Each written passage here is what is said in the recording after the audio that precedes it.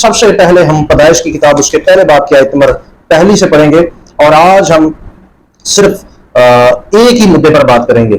میں زیادہ لمبی باتیں نہیں کیا کروں گا. جو مین چیز ہوا کرے گی اس کو آپ لوگوں کی خدمت میں پیش کر کے ویڈیو کو وائنڈ اپ کیا کروں گا، تاکہ آپ لوگوں کو زیادہ جو ہے الجھن میں نہ ڈالا جائے، اور آپ اپنی نوٹ بک میں، اپنی ڈائری میں، جہاں بھی آپ اسے لکھنا چاہتے ہیں، اپنے رجسٹر میں لکھنا چاہتے ہیں، آپ لکھتے جائیں.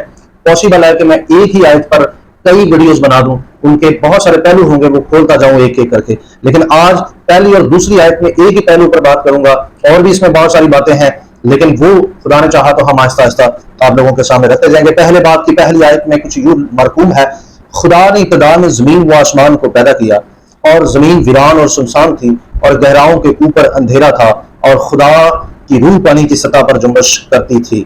سو خدا کے کلام کی سنے جانے پر خدا کا فضل اور اس کی برکت ہو. سو اس آیت کے اندر آپ نے دیکھا کہ لکھا کہ ابتدا میں خدا نے زمین و آسمان کو پیدا کیا. سو لفظ پیدا کے بے شک جو اردو ڈکشنریز ہیں، لغات ہیں، وہ بتاتی ہیں جی پیدا کے معنی تخلیق بھی ہوتا ہے، جبکہ میری ناقص معلومات کے مطابق پیدا جو ہوتا ہے وہ دراصل تخلیق کے زمرے میں نہیں آنا چاہیے. پیدا لفظ جو ہے یہ دراصل کچھ اور اپنی حیثیت رکھتا ہے، کچھ اور اپنی شکل رکھتا ہے. لیکن نیستی سے ہست میں آنا، اس کے لیے جو لفظ استعمال ہونا چاہیے وہ خلق یا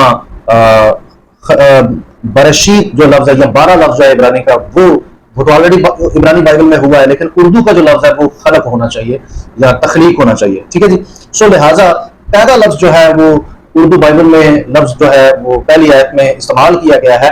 میرے خیال میں کہ یہ زیادہ مناسب نہیں تھا، لیکن پھر بھی اس کے معنی تخلیق ہی لیا جاتا ہے. آگے بڑھتے ہیں.